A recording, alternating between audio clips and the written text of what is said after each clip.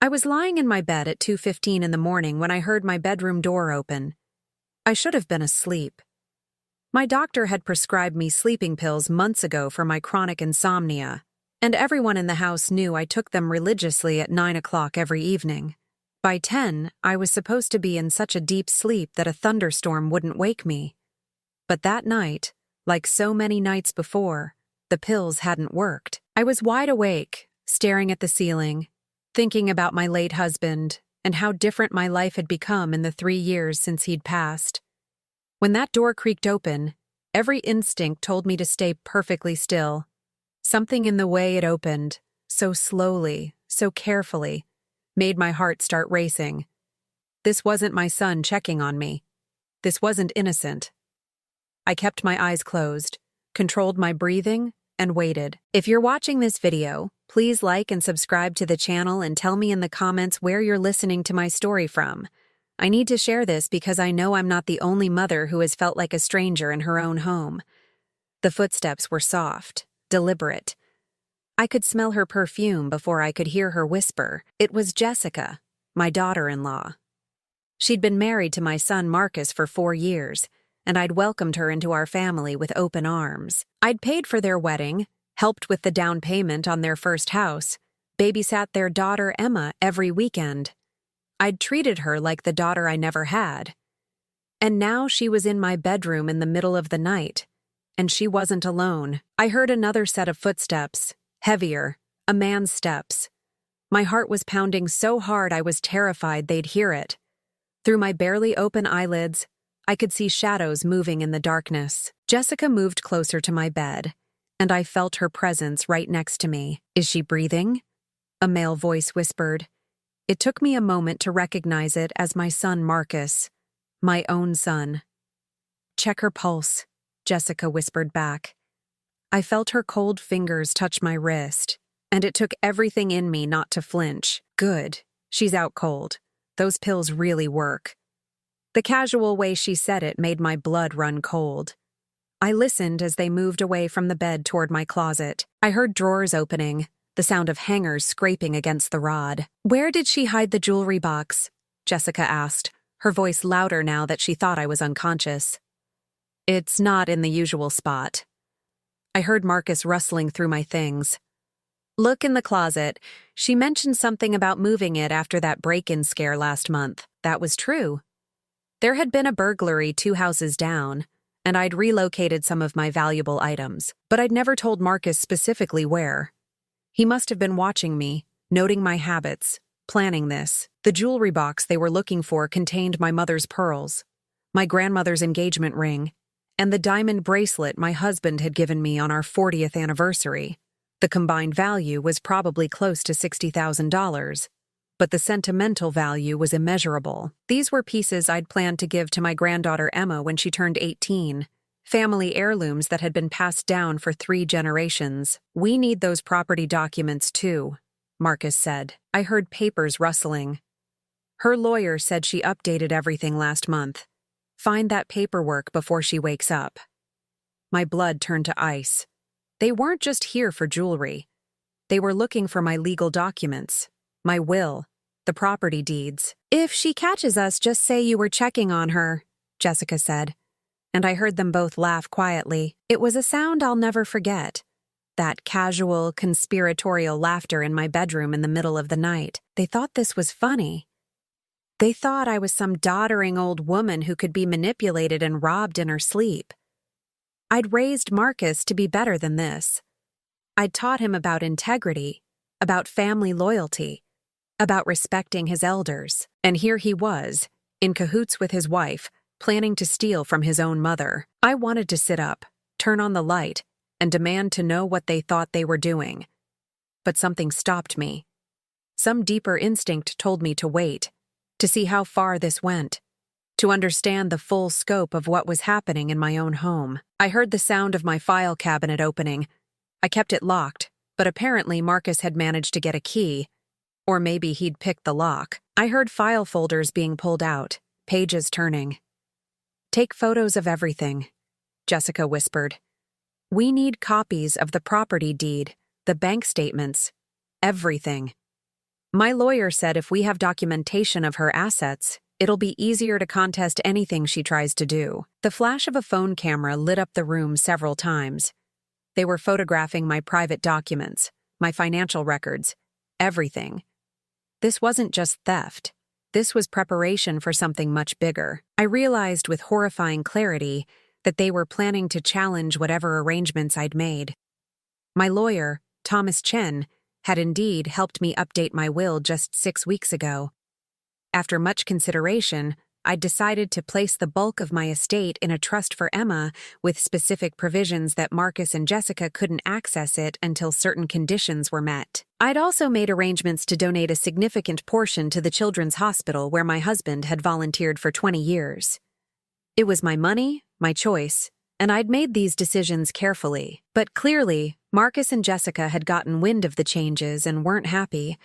The first pale light of dawn was starting to filter through my curtains when they finally left my room. I heard the door close with the same careful slowness it had opened. I lay there for another 30 minutes, my heart still racing, my mind spinning.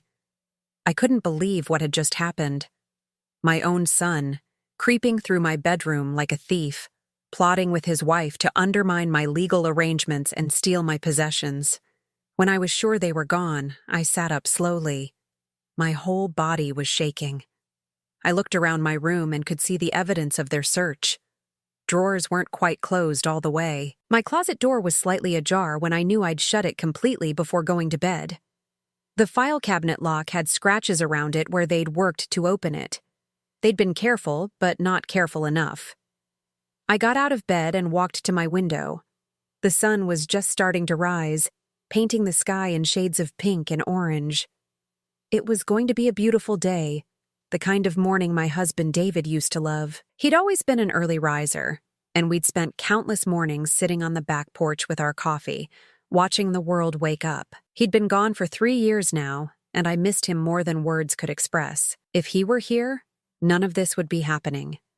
David had always been protective of our assets, careful about who he trusted. He'd had reservations about Jessica from the beginning, though he'd never said so directly. He'd just made little comments, observations about how she looked at our possessions, how she asked questions about our finances.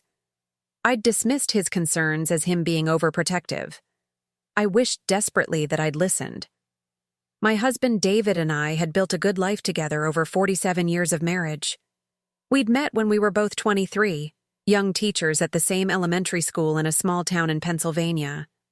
I taught 2nd grade, and he taught 5th. We'd fallen in love over shared lunch breaks and faculty meetings, married 2 years later in a small ceremony at the local church, and started our life with almost nothing but dreams and determination. Those early years had been lean. We'd lived in a tiny apartment above a bakery, and I could still remember the smell of fresh bread wafting up through the floorboards every morning. We'd saved every penny, taking on summer jobs, tutoring students after school. David had worked as a janitor at the school during his first 3 years teaching, mopping floors after everyone went home, just so we could afford to buy our first house. When Marcus was born, I'd taken a year off teaching, and money had been even tighter. But we'd been happy. We'd been building something together, and we'd shared every decision, every sacrifice, every small victory. David had been the one to suggest we start investing in real estate. He'd read every book he could find on property investment, attended weekend seminars, talked to successful investors. We'd bought our first rental property when Marcus was 5, a small duplex that needed significant repairs. David had done most of the work himself, learning plumbing and electrical work from library books and helpful neighbors. I'd painted every wall, refinished every floor. We'd rent out both units and use that income to save for the next property. It had taken years, but slowly, methodically, we'd built a portfolio. By the time David retired from teaching at 65, we owned 7 properties throughout Pennsylvania and New Jersey. The rental income, combined with our pensions and Social Security, had given us a comfortable retirement. We'd traveled, spending months in Italy and Spain, places we'd only dreamed of visiting in our youth. We'd been careful with our money, never extravagant, always thinking about the future. David had always said we were building generational wealth, creating something that would benefit Marcus and his children long after we were gone. I'd poured everything I had into being a good mother to Marcus. He was our only child, born after 3 miscarriages that had nearly broken my heart.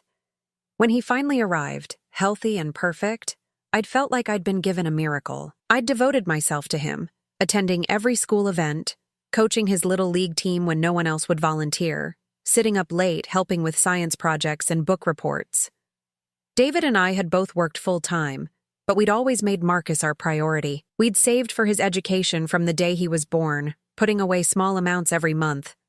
By the time he was ready for college, we had enough to send him to any school he wanted without him having to take out loans. He'd chosen engineering at Penn State, and we'd been so proud. We'd paid for everything: tuition, room and board, books, even spending money so he could enjoy his college years without having to work. It had cost us over $200,000 across 4 years, but we'd considered it an investment in his future. After graduation, Marcus had gotten a good job at a manufacturing firm in Pittsburgh. We'd helped him with the security deposit and first month's rent on his apartment, bought him furniture, made sure he had everything he needed. When he'd told us he was dating Jessica, we'd been thrilled. He was 29, and we'd started to worry he might never settle down. Jessica had seemed lovely at first. She was 26, worked as a dental hygienist, and came from a modest background similar to ours. She'd been charming and attentive, always bringing me flowers when they visited, complimenting my cooking, asking David about his real estate investments with what seemed like genuine interest. When Marcus had proposed after dating her for a year, we'd been delighted. I'd thrown myself into wedding planning, treating Jessica like the daughter I'd never had. The wedding had cost us $45,000. We'd paid for everything: the venue, the catering, the flowers, the photography, the dress. Jessica's parents had contributed $5,000, but they were retired on fixed incomes, and we hadn't wanted them to strain themselves. David and I had been happy to cover the expenses. It was our only child's wedding, and we wanted it to be perfect. When Jessica got pregnant a year after the wedding, we'd been overjoyed at the thought of becoming grandparents. We'd helped them buy a house, contributing $30,000 for the down payment so they could afford something in a good school district. When Emma was born, I'd been in the delivery room, holding Jessica's hand through every contraction. I'd spent the first month staying with them, helping with night feedings, doing laundry, cooking meals, anything to make those early weeks easier. After I went back to my own home, I'd visited 3 times a week, and Jessica had seemed grateful for the help. Marcus had been working long hours, trying to prove himself for a promotion, and Jessica had been overwhelmed with the demands of new motherhood. I'd been happy to help. That's what family did. That's what grandmothers were for. Emma had become the light of my life, especially after David passed away. She was 3 now, a beautiful, bright little girl with David's eyes and my curly hair. I babysat her every Saturday while Marcus and Jessica had date nights, and Emma and I had developed our own special rituals. We'd bake cookies, read stories, play in the backyard. She called me Mimi, and hearing her little voice calling for me was the best part of my week. But looking back now, I could see the signs I'd missed. Jessica had always been very interested in our finances. She'd ask questions that seemed innocent at the time but now felt calculated. How much were the rental properties worth? What did we plan to do with them eventually? Had we thought about inheritance planning? I'd answered honestly, never thinking there was any hidden agenda. After David died, Jessica had been attentive, but there was something about the way she'd helped me sort through his belongings that now felt different. She'd been very interested in his file cabinet, his papers, his financial records. She'd suggested several times that I should simplify my estate, maybe sell the rental properties and put everything in liquid assets. It would be easier to manage at your age, she'd said. Less stress. I'd brushed off her suggestions, not ready to make major changes while I was grieving. Now I wondered if she'd been laying groundwork even then, trying to make it easier for them to access my assets. 3 months after David's death, there had been an incident that should have been a red flag. I'd come home early from a doctor's appointment to find Marcus and Jessica in my home office. They'd said they were looking for a recipe I'd promised Jessica, but they'd been in the room where I kept all my financial documents. They'd seemed flustered when I'd walked in unexpectedly. I'd accepted their explanation at the time, but now I wondered what they'd really been doing. Then there was the life insurance money. David had a policy that had paid out $500,000. It had been meant to ensure I'd be financially comfortable for the rest of my life. About 6 months after his death, Marcus had suggested I give them $50,000 to help them renovate their kitchen. "You have more than enough," he'd said. And we could really use the help. I'd felt guilty saying no, but something had held me back. The look on Jessica's face when I'd declined had been cold, just for a moment, before she'd recovered and smiled. "Of course, Mom," she'd said. "We understand," but I'd seen something in her eyes that day that had unsettled me. That morning after they'd searched my room, I couldn't go back to sleep.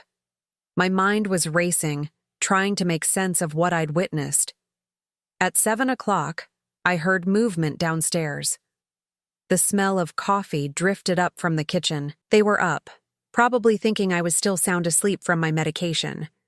I took my time getting ready, trying to compose myself. When I finally went downstairs at 7:45, Marcus and Jessica were sitting at the kitchen table with Emma, who was eating cereal and watching cartoons on the iPad. The scene looked so normal, so domestic. Marcus looked up and smiled at me. "Morning, Mom. Sleep well?" The casual way he asked it, knowing what they'd done just hours before, made my stomach turn. "Like a baby," I said, forcing a smile. "Those pills really do work." Jessica's eyes met mine for just a second, and I saw something flicker there. Satisfaction? Relief? I couldn't quite read it. "That's good," she said. "You need your rest." I poured myself coffee and sat down at the table, watching them. Emma climbed onto my lap and I hugged her tight, breathing in her little girl smell of baby shampoo and fruit cereal. She was innocent in all of this, had no idea what her parents were capable of. Whatever happened, I was determined to protect her. The rest of that day felt surreal. Marcus left for work at his usual time. Jessica took Emma to preschool and then supposedly went to work herself, though I found myself doubting everything now. I waited until the house was empty, then I went back to my bedroom and checked everything. The jewelry box was in the closet where I'd hidden it, but I could tell it had been moved. The velvet was dusty, and there were clean finger marks where someone had handled it. They hadn't taken anything yet, but they'd clearly been cataloging what was there. I checked my file cabinet and found everything out of order. My bank statements, property deeds, stock certificates, everything had been shuffled through. They'd been thorough. I sat on my bed, feeling violated in a way I'd never experienced before. This was my private space, my personal documents, my life, and they'd rifled through it all while I pretended to sleep. I felt angry, betrayed, and underneath it all, deeply, deeply sad. This was my son, the child I'd carried for 9 months, nursed through childhood illnesses, cheered at baseball games, sent off to college with care packages and letters of encouragement. This was the man I'd raised to be honest and decent. What had happened to him? Or had I simply never seen who he really was? I knew I needed to be smart about this. Confronting them directly without evidence would just lead to denials. They'd say I was confused, maybe suffering from dementia, imagining things. They might even try to have me declared incompetent. Use this as evidence that I wasn't capable of managing my own affairs. I'd heard stories about that happening to other elderly people, children using their parents' age against them to gain control of their assets. No, I needed proof, documentation, something undeniable. I called my lawyer, Thomas Chen, and asked if I could come in that afternoon. Thomas had been our family lawyer for 25 years, handled the closing on all our properties, drafted our wills, managed our estate planning. He was someone I trusted completely. In his office that afternoon, I told him everything. He listened without interrupting, his expression growing more serious as I spoke. When I finished, he leaned back in his chair and was quiet for a moment. "Margaret," he said finally, "what you're describing is serious. If they're photographing your documents without permission, searching through your private papers, that could constitute several crimes depending on their intent." He paused. The fact that your son has keys to your home complicates things, but the fact that they came in the middle of the night, that they checked to make sure you were unconscious, that they're clearly planning something, that all suggests criminal intent, not innocent curiosity. He pulled out a legal pad. We need to think about several things. First, your immediate safety. Second, the security of your assets. Third, documentation of what's happening so we can take appropriate legal action if necessary. He asked me detailed questions about what I'd overheard, what I'd observed. He made notes, his pen scratching across the paper. I'm going to recommend you do several things immediately, he said. First, I want you to install security cameras in your home, particularly in your bedroom and anywhere you keep important documents. There are systems now that are easy to install and that you can monitor from your phone. If they come back, and I suspect they will, we'll have video evidence, Thomas continued. Second, we need to secure your assets. I'm going to recommend you move any liquid assets to accounts at a different bank, accounts that Marcus doesn't know about. Change all your passwords, all your PINs. If you have any valuables in the house, I'd suggest putting them in a safe deposit box at a bank. He looked at me seriously. Third, we need to review your will and make sure everything is exactly as you want it. We'll also look at your power of attorney documents. Who do you have listed as your agent if you become incapacitated? I told him it was Marcus. He nodded grimly. We're going to change that. We'll designate someone else, someone you trust who isn't involved in this situation. Do you have anyone? A friend? Another relative? I thought about it. My sister Linda lived in Florida, and we were close. She was 75, sharp as a tack, and I knew I could trust her. My sister, I said. Thomas nodded. Good. We'll draft new power of attorney documents today, and I'll notarize them before you leave. This is crucial, Margaret. If they're planning what I think they're planning, they may try to have you declared incompetent so they can take control of your affairs. Having these new documents in place will make that much more difficult. As Thomas spoke, the full scope of what might be happening began to dawn on me. They weren't just planning to steal some jewelry. They were planning something much bigger, much more calculated. They wanted control of everything. My properties, my bank accounts, my investments, all of it. And they were willing to do whatever it took to get it. There's one more thing, Thomas said.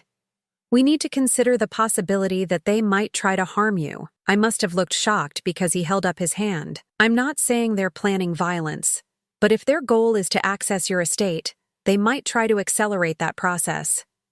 Elderly people have unfortunate accidents all the time. They fall downstairs, have medication mix-ups, become victims of burglary gone wrong. I'm not trying to scare you, but you need to be aware and cautious. His words sent a chill through me. Could Marcus really be capable of that? Would he hurt his own mother for money? A week ago, I would have said absolutely not. But I'd also never imagined he'd sneak into my bedroom in the middle of the night to photograph my financial documents. I left Thomas's office with a plan. I stopped at an electronics store and bought a security camera system, the kind with small, discrete cameras that connected to an app on my phone. The young man who helped me was patient, showing me how to set everything up, how to view the feeds remotely, how the system would alert me if it detected motion. I bought 6 cameras, enough to cover the main areas of my house: my bedroom, my office, the living room, the kitchen, the hallway outside my bedroom, and one pointed at the front door. That evening, after Marcus and Jessica had left for a dinner they'd mentioned that morning, I installed the cameras. It took me nearly 3 hours, but I was meticulous about placement. I hid them in picture frames, on bookshelves, behind plants. Anywhere they'd be unobtrusive but have a good view.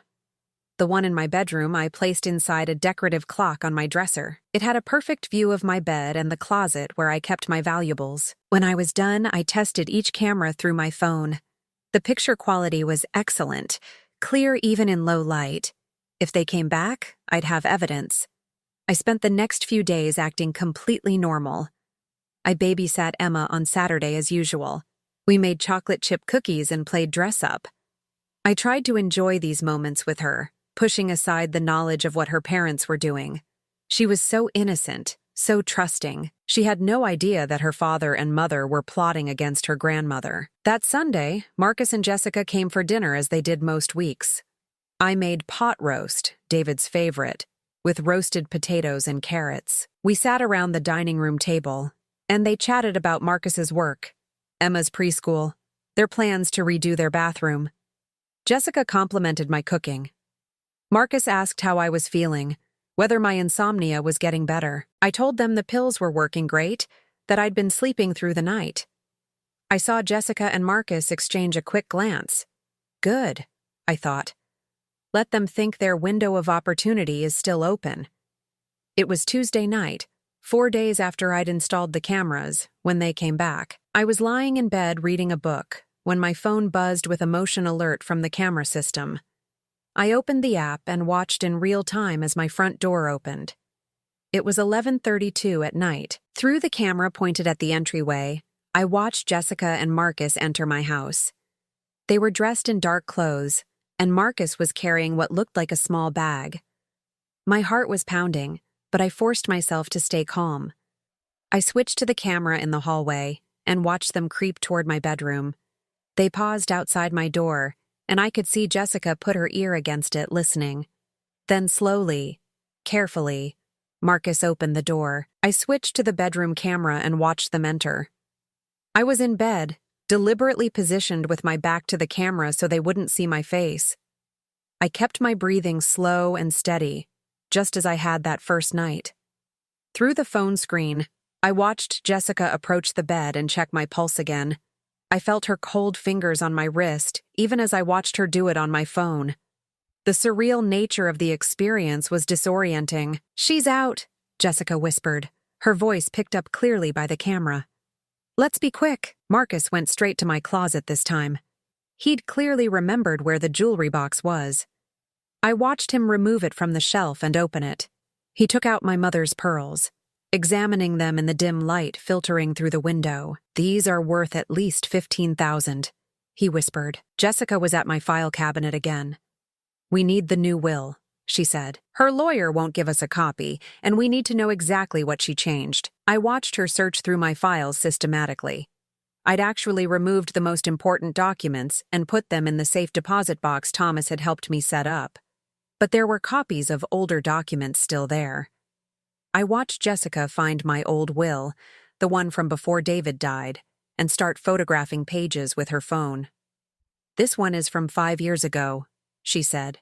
"The new one has to be different." I know she met with the lawyer last month. Marcus had put the pearls back, but he was now going through the rest of the jewelry box, examining each piece, clearly cataloging everything. "There has to be at least 100,000 in jewelry here," he said. "And the properties are worth what?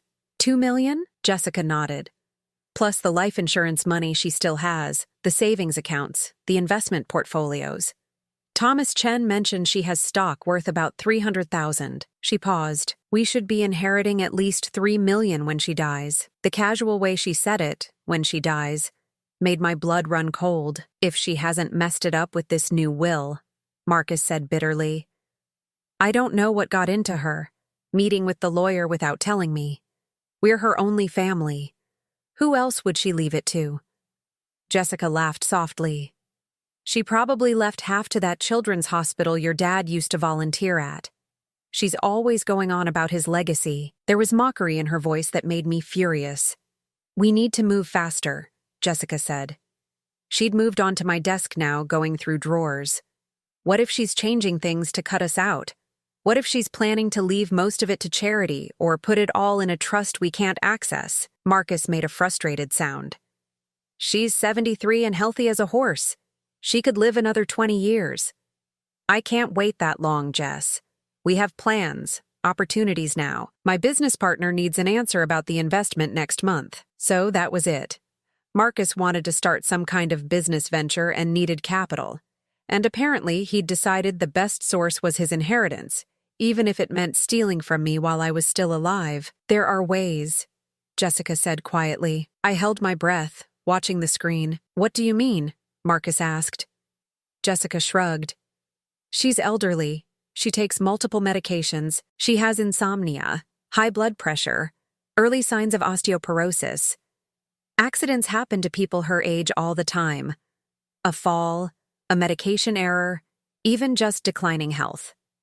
The room went silent. I watched Marcus process what his wife was suggesting. Please, I thought, please tell her no. Please tell her you'd never do that to your mother. The silence stretched out. I don't know, Marcus finally said.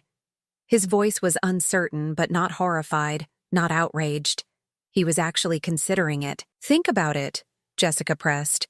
Emma's college fund isn't going to fund itself. Your mother is sitting on millions that should be ours. She's had a long life, a good life. Is it so terrible to want to move things along? I watched Marcus run his hand through his hair, a gesture he'd made since he was a little boy when he was stressed. We'd have to be careful, he said slowly. It would have to look completely natural. No suspicion. They were discussing my murder. My own son and his wife were standing in my bedroom, going through my possessions, discussing how to kill me and make it look like an accident. I was shaking so badly I was worried I'd make a sound. I bit down on my fist to keep from crying out. This couldn't be happening. This couldn't be real, but I was watching it on my phone, hearing every word through the camera's clear audio. We don't have to decide tonight, Jessica said. But we should start preparing. You need to be more present in her life, more concerned about her health. When something does happen, whether we help it along or not, you need to look like the devoted son who did everything he could. Marcus nodded slowly. They spent another 20 minutes going through my things. Marcus found my spare checkbook and photographed several checks. Jessica took more pictures of documents. They went through my closet, my dresser drawers, even looked under my bed. Finally, at 12:45, they left, closing the door as carefully as they'd opened it. I lay there in the darkness, my phone still showing the empty bedroom on the camera feed, and I let myself cry. The next morning, I called Thomas Chen before the office even opened and left an urgent message. He called me back at 8:15, and I told him everything I'd witnessed and recorded. Come to the office immediately, he said. Bring your phone. Don't delete anything. Don't touch the camera system. At his office, we watched the footage together. Thomas's face grew grimmer and grimmer as it played. When we got to the part where they discussed moving things along, he stopped the video and looked at me. Margaret, this is no longer just about protecting your assets. This is about protecting your life. What they're discussing is conspiracy to commit murder. He picked up his phone. We need to involve the police. I felt a wave of panic. If we go to the police, Marcus will be arrested. He could go to prison. He's my son. My voice broke. Thomas's expression was kind, but firm. He's your son who is planning to kill you for your money. I know this is devastating, but we can't ignore what we just heard. I thought about Emma. If Marcus went to prison, what would happen to her? She'd grow up knowing her father had tried to murder her grandmother for money. The thought was unbearable. Can we wait? I asked. Just a few more days? Let me gather more evidence? Make sure we know exactly what they're planning? Thomas looked uncertain. Margaret, every day you wait is a day they might act on this plan. I shook my head. They said they were still thinking about it, that they hadn't decided. Please, Thomas. I need more time to process this. He reluctantly agreed, but made me promise I'd be careful. Don't eat or drink anything they give you. Don't let them help you with medications. Don't be alone with them if you can avoid it. And if anything at all happens that makes you feel unsafe, you call 911 immediately. I promised. That week was the longest of my life. I went through the motions of normal life, but inside I was a wreck. Every time Marcus called, every time Jessica stopped by, I wondered if this would be the time they'd act. Would they poison my coffee? Push me down the stairs? Tamper with my medication? The cameras continued to record. Jessica came by on Thursday afternoon while Marcus was at work. She brought Emma, which should have been a normal, lovely visit from my granddaughter. But I watched through the camera in my office as Jessica, while Emma and I were in the backyard, went through my desk again. She found my prescription bottles in the bathroom and photographed each label. She was researching my medications, probably looking for something that could be increased or mixed with something else to cause a fatal reaction. The calculation of it was chilling. That Saturday, when I was babysitting Emma as usual, I got a notification on my phone that there was motion in my house. Marcus and Jessica weren't supposed to be there. They'd gone to lunch and then grocery shopping. I pulled up the cameras and watched Marcus enter my house with his key. He went straight to my kitchen and started going through the cabinets. He found my cleaning supplies under the sink and seemed to be reading labels. He took out his phone and appeared to be taking notes. After about 10 minutes, he left. What had he been looking for? Poison? Something that could cause an accident? The fact that he'd come to my house while I wasn't there, while he thought I was safely occupied with Emma, was deeply unsettling. Sunday morning, my sister Linda called from Florida. We talked every week, had for years.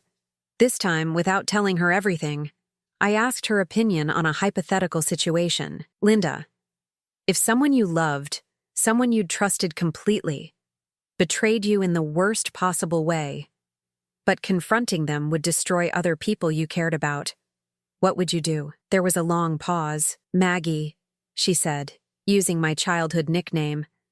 Are you in some kind of trouble? I found myself telling her everything.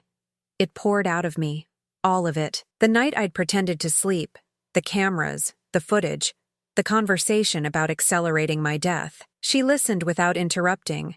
And when I finished, she was quiet for a long moment. You need to go to the police, she said firmly. Tonight. Not tomorrow, tonight. What you're describing is serious, Maggie. They're not just talking about it anymore. They're taking active steps. Marcus going through your cleaning supplies. Jessica researching your medications. These are actions, not just talk. But Emma, I said, if Marcus goes to prison, what happens to her? Linda's voice was gentle but firm. If they kill you, what happens to her? She grows up with parents who are murderers. They'll get your money, probably raise her with the same values they have. Is that what you want for her? She was right, of course. You can still protect Emma, Linda continued, but first you have to protect yourself. Once you go to the police, once this is documented and they're being watched, they can't hurt you. And then you can make arrangements for Emma, make sure she's taken care of, that she knows the truth someday when she's old enough to understand. I knew what I had to do. I'll call the police tomorrow, I told her. I'll go to the station with Thomas and show them everything. But Linda wasn't satisfied. Promise me you won't be alone with them tonight. Come to Florida.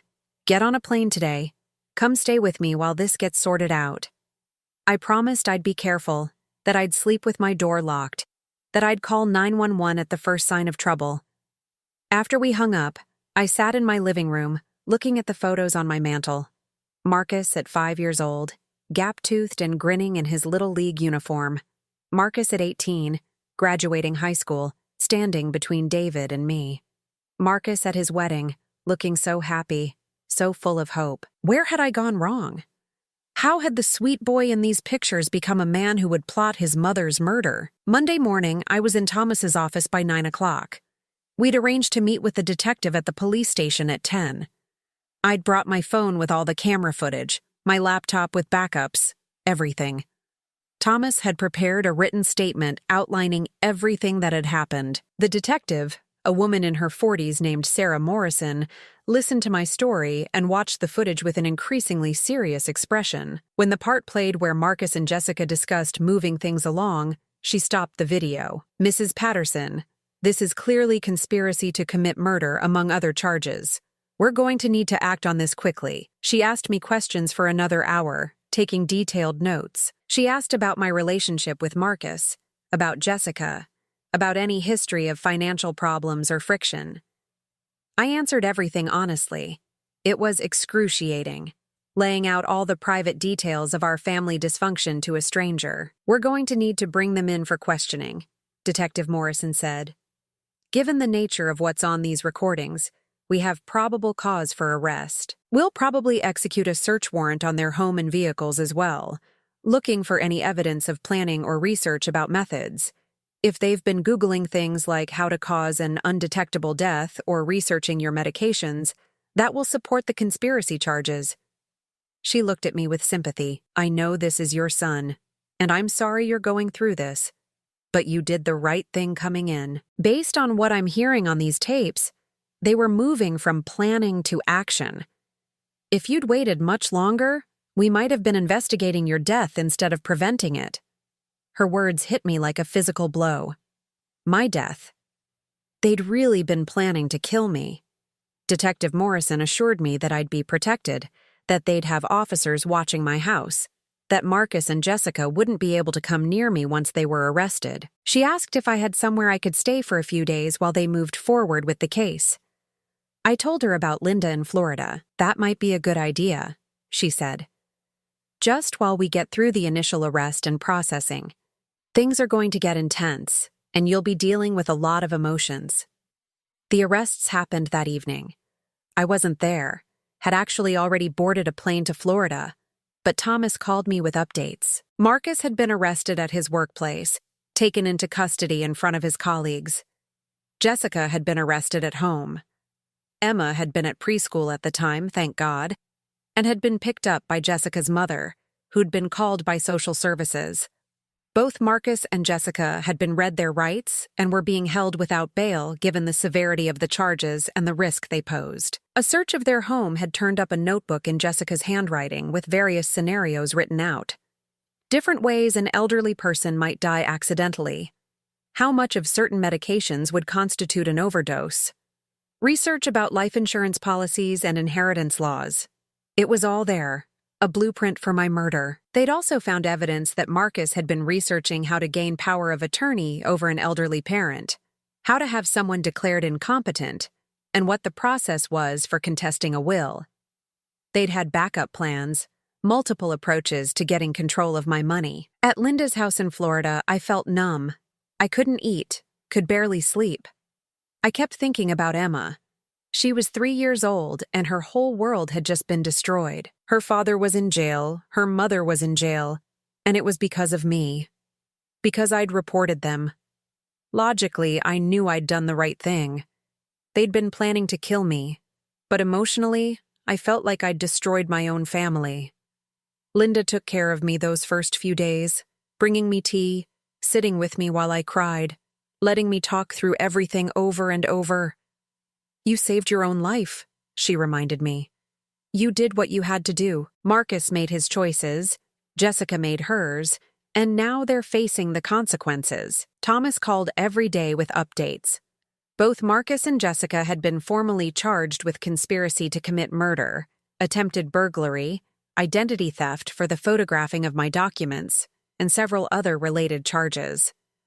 Their lawyers were arguing that it was all just talk, that they'd never have actually gone through with anything, but the prosecution had the notebook, the evidence of research, the fact that they'd been accessing my home in the middle of the night, going through my medications and cleaning supplies. The pattern was clear. The preliminary hearing was scheduled for 3 weeks out. Thomas said I'd need to testify, to explain what I'd witnessed and recorded. The thought of sitting in a courtroom, testifying against my own son, was almost unbearable. But I knew I had to do it. I had to see this through. Jessica's family was horrified by the revelations. Her mother called me, crying, apologizing for her daughter's actions. She was taking care of Emma, and I was grateful for that. At least Emma was with family who loved her. We made arrangements for me to have supervised visits with Emma. I flew back to Pennsylvania 2 weeks after the arrests, and Thomas accompanied me to a family services office where Emma was brought for a visit. She ran to me when she saw me, calling, "Mimi, Mimi!" I held her tight, breathing in her little girl smell, fighting back tears. She was too young to understand what had happened. Her grandmother was taking care of that, telling her that Mommy and Daddy had to go away for a while, but that they loved her very much. It was the best we could do for now. The preliminary hearing was brutal. I sat in the courtroom and watched as my son was led in wearing an orange jumpsuit, his hands cuffed. He wouldn't look at me. Jessica sat beside him, looking thin and scared. The prosecution played portions of the camera footage for the judge. Hearing Marcus and Jessica discuss my death, in that courtroom with everyone listening, was surreal. Marcus's lawyer tried to argue that it was just idle talk, that lots of people have dark thoughts they'd never act on. But when they played the part where they discussed being careful and making it look natural, the judge's expression hardened. The search warrant evidence was presented next. The notebook, the internet search history, the fact that they'd photographed my medications and researched dosages. The judge ruled that there was sufficient probable cause to move forward with a trial. Both Marcus and Jessica would remain in custody without bail. The prosecution argued they were a flight risk and a danger to me, and the judge agreed. The trial was set for 3 months out. Those 3 months were a strange limbo. I went back to my house, but it didn't feel like home anymore. Every room held memories of that night, of watching my son and daughter-in-law plot my death.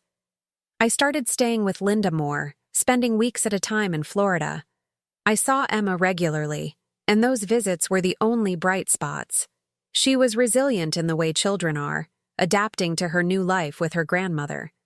We didn't talk about her parents, and she didn't ask many questions. I wondered what she'd think of all this when she was older, how she'd process the knowledge that her parents had tried to kill her grandmother for money.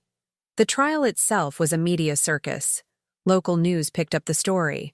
Wealthy widow, ungrateful son, murder plot. It had all the elements for headlines. I hated every minute of it. The cameras, the reporters outside the courthouse, the strangers who recognized me from the news and felt entitled to comment. Through it all, Thomas was beside me, shielding me from the worst of it, making sure I was okay. The prosecution's case was damning. They played all the camera footage. They presented the notebook, the search history, testimony from experts about the medications I took and how they could be dangerously combined. They called me to the witness stand, and I had to recount everything. The night I pretended to sleep, the subsequent nights when they returned, how I'd installed the cameras, what I'd observed. The defense tried to paint me as a paranoid old woman, imagining threats that didn't exist, but the video evidence was incontrovertible. Marcus and Jessica had said what they'd said, done what they'd done. Finally, Marcus's lawyer put him on the stand. I listened as my son testified, trying to explain away his actions. He claimed they'd just been venting frustration, that they'd never have actually hurt me. He said he was under financial pressure, that Jessica had been pushing him, but that he'd never have gone through with it. He cried on the stand, said he loved me, that he was sorry for everything. Part of me wanted to believe him. Part of me wanted to think that my son, the boy I'd raised, really wouldn't have been capable of murdering his own mother. But I'd seen the footage too many times. I'd heard the calculation in his voice, the way he'd discussed making it look natural, being careful. He'd crossed a line you don't come back from. The jury deliberated for 2 days. When they came back, the verdict was guilty on all major charges for both Marcus and Jessica. Conspiracy to commit murder, burglary, identity theft. The sentencing hearing was scheduled for the following month. At the sentencing, the prosecution asked for the maximum penalty. They argued that Marcus and Jessica had violated the most fundamental trust that exists, that of a child caring for an elderly parent. They'd plotted not in a moment of passion but with cold calculation over weeks. The judge seemed to agree. Marcus was sentenced to 15 years in prison. Jessica got 12 years. They'd both be in their late 50s when they got out. Emma would be an adult. I sat in that courtroom and felt nothing. Not satisfaction, not vindication, not even sadness. Just numbness. My son, my only child, was going to prison, and I'd been the one to put him there. After the sentencing, I met with Thomas. "What happens now?" I asked. He'd prepared for this. "Now you decide what kind of relationship, if any, you want with Emma. Jessica's mother has temporary custody, but you could petition for regular visitation rights as her grandmother. You're not legally obligated to provide for Emma financially, but I assume you'll want to." I did want to. Emma was innocent in all this, and I loved her. "I want to set up a trust for her," I told Thomas. "Enough to pay for her education, to give her a good start in life, but structured so no one else can access it. Her parents, her other grandmother, no one but Emma when she turns 25. Thomas nodded. "We can absolutely do that. We can also set up provisions for you to have regular, supervised visits if you want them." I did want them. Emma was the only piece of my family I had left. Over the next year, I slowly rebuilt my life. I sold most of the rental properties, wanting to simplify things. I kept two, enough to provide income, but not so many that management was overwhelming. I spent half the year in Florida with Linda, the other half in Pennsylvania. Emma came to visit regularly, staying with me for weekends during school breaks. Her other grandmother and I developed a cordial relationship. She was horrified by what her daughter had done and was doing her best to raise Emma to be different.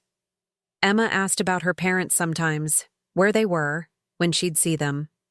I told her age-appropriate truths. They'd made some bad choices and had to go away for a while, but they loved her. As she got older, I knew we'd have to tell her more, but for now, she was happy, well-adjusted, loved. That was what mattered. I still thought about that night all the time. I dreamed about it. Woke up sometimes thinking I heard footsteps in the hallway. Reached for my phone to check the cameras even though there was no longer any threat.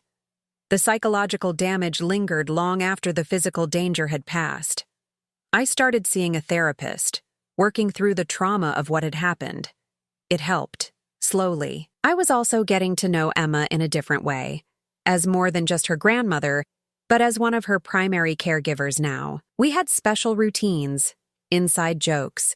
She was smart and funny, loved dinosaurs and space, wanted to be an astronaut when she grew up. I poured my love into her, determined that she'd grow up knowing she was valued and cherished, that she'd never feel the kind of desperation or greed that had driven her parents. 2 years after the trial, I got a letter from Marcus. It had been forwarded through his lawyer to mine, and Thomas had called to ask if I wanted to receive it. I said yes, though I wasn't sure why. The letter was 5 pages long, handwritten. Marcus wrote about prison, about the therapy he was required to attend, about having time to think about what he'd done. He said he was sorry, over and over. He said he didn't expect me to forgive him, didn't expect anything from me, but wanted me to know that he recognized what he'd become and how terribly he'd failed me. He asked about Emma, if she was okay, if she remembered him. He said he didn't know if he'd ever be able to have a relationship with her, that she deserved better than what he and Jessica had shown her. The letter ended with him saying he loved me, that he always had, and that greed and pressure and his own weakness had turned him into someone unrecognizable. I read the letter multiple times. I cried over it, but I didn't respond. I wasn't ready for that. Maybe I never would be. What he'd done had broken something fundamental in me, the ability to trust fully, to believe in the goodness of people I loved. That couldn't be fixed with an apology, no matter how sincere. I thought a lot about David during those years. I wondered what he would have thought about all of this, how he would have handled it. In my darker moments, I was glad he wasn't alive to see what Marcus had become. It would have destroyed him, but I also missed his steadiness, his wisdom, his ability to see through problems to solutions. He'd always been better at dealing with the hard things in life. Me, I just stumbled through, trying to do the right thing and hoping it was enough. The story I've told you today was modified in names and places to protect the identities of the people involved. I'm not sharing this to judge, but with the hope that someone listening might recognize warning signs in their own life, might trust their instincts when something feels wrong, might understand that protecting yourself from family members who wish you harm isn't betrayal, but survival. I find myself wondering what you would have done in my place. When you realized your own child was planning to harm you, would you have gone to the police? Would you have confronted them directly? Would you have tried to handle it within the family? Or would you have done what I did, gathered evidence, documented everything, and let the legal system handle it? These questions haunt me even now, years later. There were moments during those terrible weeks when I questioned every decision. Should I have confronted Marcus that first night, turned on the lights and demanded to know what he was doing in my room at 2 a.m?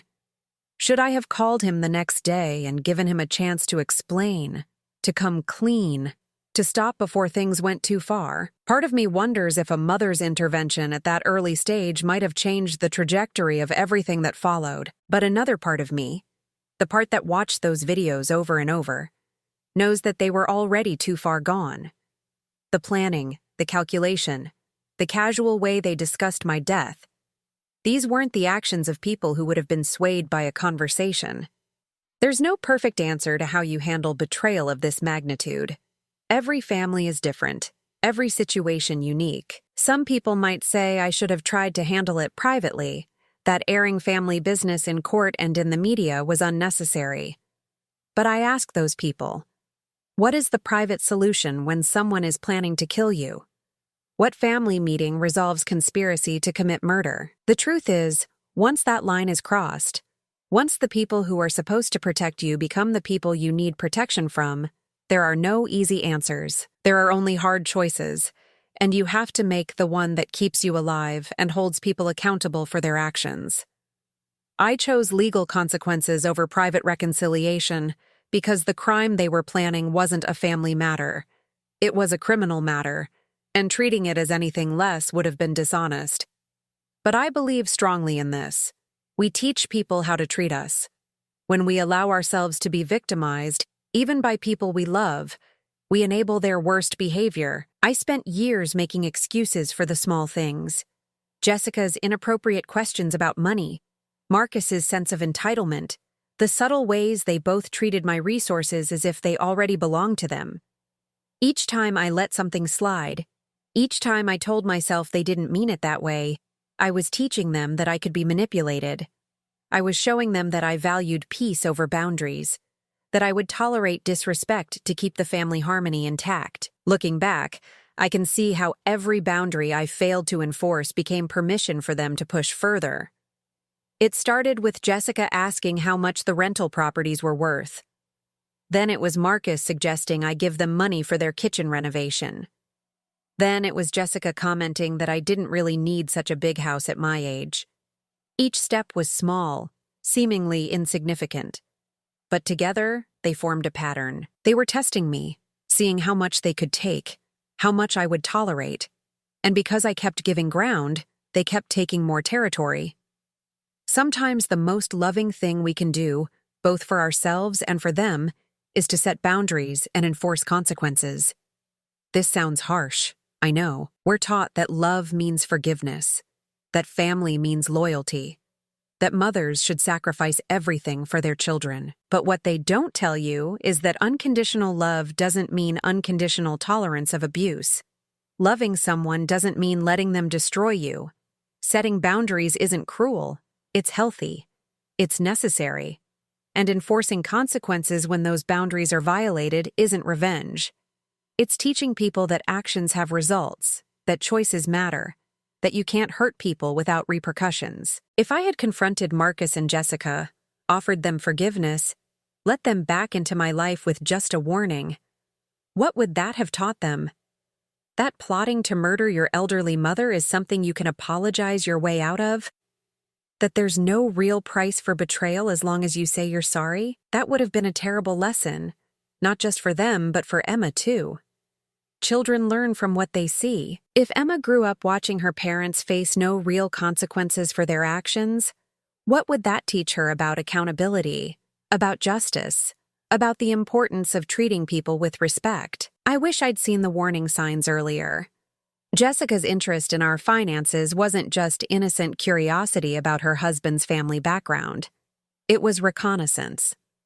Marcus's sense of entitlement wasn't just a young man confident about his eventual inheritance. It was greed already taking root. The way they both seemed to view my resources as belonging to them rather than to me wasn't just poor manners or thoughtlessness. It was a fundamental lack of respect for my autonomy, my right to make my own decisions about my own property. But I didn't see these things for what they were. I made excuses. I told myself Jessica came from a modest background and was just interested in learning about financial planning. I told myself Marcus had watched his father and me build wealth and naturally expected to continue that legacy. I told myself their occasional comments about what they'd do with the rental properties someday were just idle speculation, The kind of thing all adult children think about regarding their parents' estates. The truth is, I didn't want to see. Seeing would have meant acknowledging that my son, the child I'd raised and loved and sacrificed for, viewed me primarily as a source of money. It would have meant accepting that the warm, loving relationship I thought we had was at least partially a performance designed to keep me giving and generous. It would have meant recognizing that Jessica had never really loved me as a mother figure, that her kindness had been strategic rather than sincere. These were devastating realizations, and my brain protected me from them for as long as possible. We do that, we humans. We avoid painful truths until they force themselves upon us, until we're lying in bed at 2 a.m, pretending to sleep while the people we trusted rifle through our possessions and discuss whether to accelerate our death. But hindsight is always clearer than foresight. All we can do is learn from our experiences and try to do better going forward. Now, when I meet someone who seems too interested in what I own, I'm cautious. When someone asks questions that feel intrusive, I redirect. When someone acts entitled to things that aren't theirs, I address it immediately. I've learned that small boundary violations are tests for bigger ones. I've learned that uncomfortable conversations now prevent devastating betrayals later. I've learned that protecting myself isn't selfish or suspicious. It's wisdom earned through painful experience. Emma is 7 now. She's thriving in ways that bring me joy and relief every single day. She's in 2nd grade, reading above her level, excelling in math, passionate about science. She has friends, hobbies, a stable home life with her maternal grandmother and regular visits with me. On the surface, you'd never know she came from the chaos she did. But I know that trauma has a way of hiding, of emerging later in unexpected ways. I watch her carefully, not obsessively, but attentively. I make sure she has access to counseling. I create space for her to ask questions and express feelings. She doesn't fully understand yet what her parents did, why they're in prison. Her other grandmother and I have told her age-appropriate truths. Mommy and Daddy made bad choices that hurt people. They have to stay in a special place for a long time where they can think about what they did and learn to make better choices. They love her very much, but they can't take care of her right now. She accepts this explanation for now, but I know the questions will get harder as she gets older. But she will understand someday, and I'm preparing myself for those conversations. I think about them often, plan what I'll say, how I'll explain what happened in a way that's honest but not traumatizing. I want her to know that people make choices, and those choices have consequences. Her parents made terrible choices, driven by greed and entitlement and a willingness to prioritize money over human life. But that doesn't define who she is or who she'll become. She didn't choose her parents' actions. She isn't responsible for their sins. She carries their DNA, but not their character flaws, not unless she chooses to. She gets to write her own story, and I'm determined to give her the tools to write a story of integrity, compassion, and strength. I want her to grow up knowing that doing the right thing sometimes costs you everything, that protecting yourself isn't betraying your family, that speaking truth is more important than keeping peace, that she should never, ever tolerate being devalued or exploited, even by people who claim to love her. As for me, I'm 76 now. I'm healthy, more so than many women my age. I walk 3 miles every morning. I take yoga classes twice a week. I watch my diet, take my medications responsibly, see my doctor regularly. I'm active, involved in my community in ways that bring meaning to my days. I volunteer at the children's hospital that David loved, honoring his memory by giving back. I read to sick children, staff the information desk, help organize fundraising events. It gives me purpose, connects me to David's legacy, and reminds me that there's still good in the world even after you've experienced terrible betrayal. I spend time with Linda, sometimes here in Pennsylvania, sometimes in Florida at her condo near the beach. We've grown even closer through this ordeal. She's been my rock, my confidant, the person who reminds me I'm not crazy when the doubt creeps in. I see Emma regularly, usually twice a week, and she stays with me most weekends. We have our routines, our special traditions, Friday nights we make homemade pizza. Saturday mornings we go to the farmer's market. Sunday afternoons we work in the garden. I'm teaching her to grow vegetables, to appreciate where food comes from, to find joy in nurturing living things.